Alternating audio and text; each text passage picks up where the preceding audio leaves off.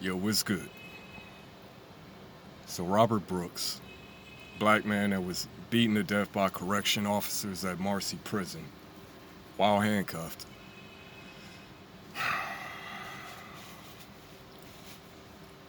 A lot of people will say, first off, don't get yourself in that situation. It's too many of us putting ourselves in that situation.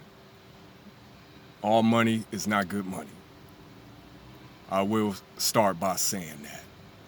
All that aside, where is people like Fat Joe now? That's what I want to know. You know, people who, feel entitled to, some credit, that they've contributed to the black. Where are y'all at when this type of shit happened, though? Y'all ain't on the front lines? See, people want to share in the culture, when it benefits them. But they don't want black people problems, though. You know what I'm saying? Y'all don't want these type of problems.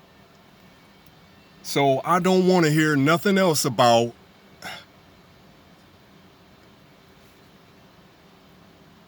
I hate cops, man.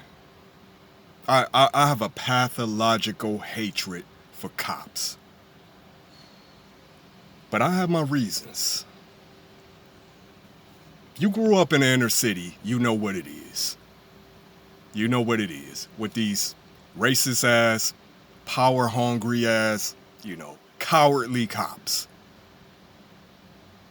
But things have kind of balanced out in the streets because, I don't know about where y'all at, but, in Cleveland in the Midwest, like I said before, cops get hit up too. So them street patrol cops, y'all starting to, you know what I'm saying, learn how to act. You know what I said? That shit Trump was talking about, as far as giving police, full immunity. This is what's going to be, the fallout from that. And I said that when I first heard it. You've emboldened these already dickhead cops further by making these, you know what I'm saying? Putting that out there. You've emboldened them. So you're going to see more of this type of shit. Why would you ever? I don't fuck with Trump, man. I don't fuck with him. But I don't want to get off the subject. So this full immunity, it's not as if cops already didn't feel like shit. They above the law. So then you talk about giving them full immunity. This shit was on video, man. It's not like they fear no repercussions. So where are y'all at? Where are the lames like Fat Joe at when people like Sonya Massey from that Chicago, the Illinois suburb that got shot in her face in her own kitchen because the cops claimed she was a threat, holding a pot of water. Where y'all at, man? Shut the hell up, because y'all don't want these problems. I hate cops, man. My father lost his eye because of while being arrested, got his face slammed through a plate. They were actually raiding his spot. And this is what I'm talking about. When we put ourselves in positions, we pretty much at their mercy. When you fucking up and they catch you fucking up, you better believe they gonna come down on you super. So they doing a raid, my father in the midst of trying to get away, they grab him up, smash his face through the plate, through the window, lacerating his eye and his face. He didn't receive no medical attention, even after going to the precinct. It was 24 hours before he even got medical attention. He ended up losing his eye. There's nothing we can do at this time. There was no money behind that. There was no, in the commission of a felony, they feel like they can do whatever. And that's why I say, once you get behind them walls, from experience, once you get behind those walls, and I was in Mansfield Correction, you just a number.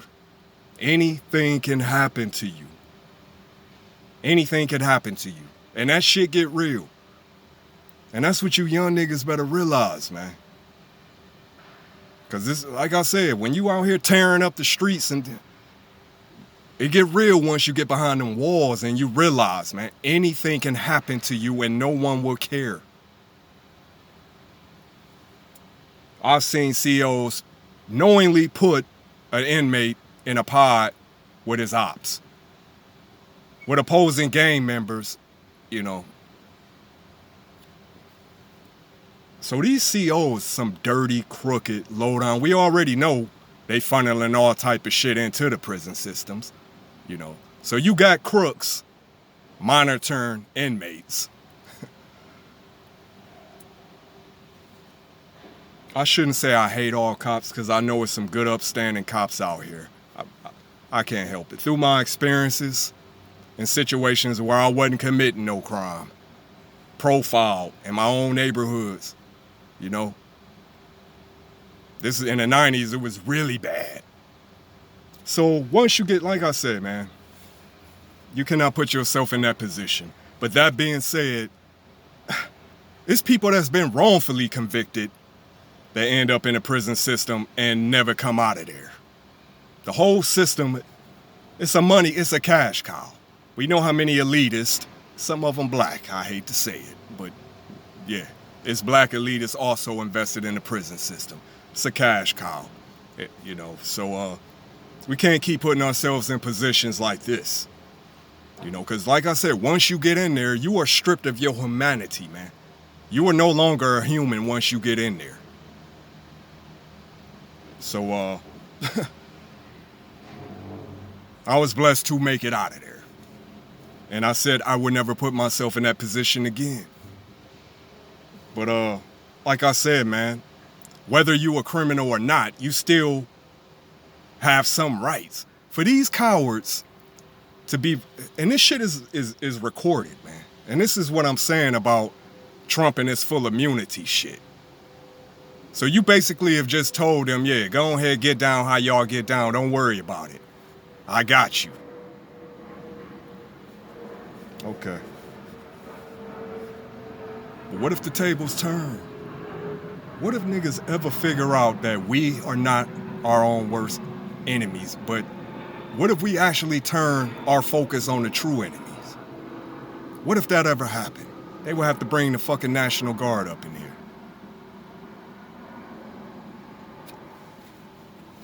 It get to a point, man, where you just, I'm gonna keep fighting, man.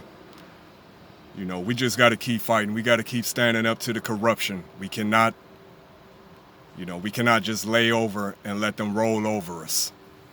And I'm talking about regular citizens too. It could happen to anybody. It's not just, you know, the gangsters and the criminals that get victimized by these crooked, dirty-ass, corrupt cops. But when the tables start turning,